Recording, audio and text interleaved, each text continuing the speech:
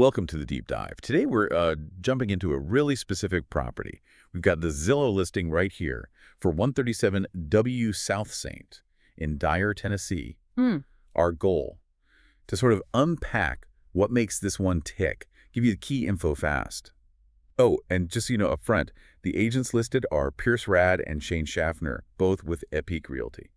Okay, let's get into it. Yeah, this one, it definitely catches the eye because it's got this real contrast going on. I mean, you're looking at a house built way back in 1941. It's got that history baked in, but then the listing just hammers on it being fully remodeled, contemporary finishes. Right, so it sounds like they really went all out on the inside, modernizing everything. The course talks about fresh paint, brand new flooring throughout, and the kitchen too sounds like a big update. New stainless steel appliances, new countertops, cabinetries, Yeah, the works. exactly. So you get that shiny new feel inside, but it's like housed within this older structure from the 40s. Yeah, which is, kind of fascinating, that mix of old shell, new core. It is. And it does make you wonder a bit, right? How deep did the remodel go? I mean, cosmetics are one thing, but what about the stuff from 1941 that you can't see easily? That's a really good point. Structural things. The listing doesn't spell out every single detail there, but it does give some pretty solid reassurance on the big stuff. Huge point. Yeah, I saw that. It specifically mentions major system updates, calls out a new roof, a new AC unit, and even a new water heater. Mm-hmm.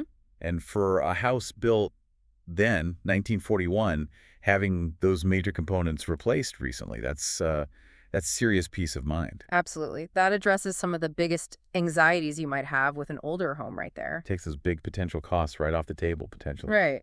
Now, beyond just the updates, the sheer size of the place is pretty remarkable for its age. It's listed at, 4,238 square feet total structure area. Yeah, that's substantial. Across 3 levels, it says, including a full basement. And that translates into a lot of rooms, 5 bedrooms total. 5.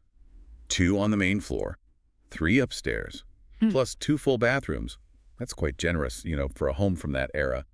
Suggests it could handle a big family or lots of flex space.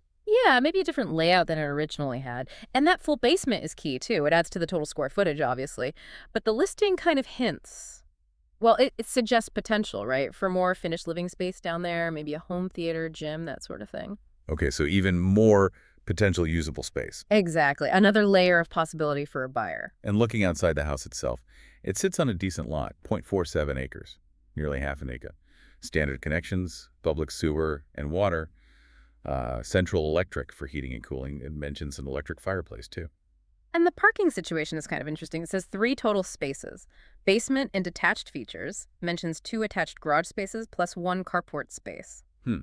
Detached features. What does that usually imply? Well, often with older properties like this, it points to maybe a separate garage building on the property besides the attached one, plus the carport. So potentially quite a bit of covered parking or workshop space. Okay, got it. And connecting this back to the neighborhood, the source says it's welcoming. But importantly, it also notes it's not in a subdivision.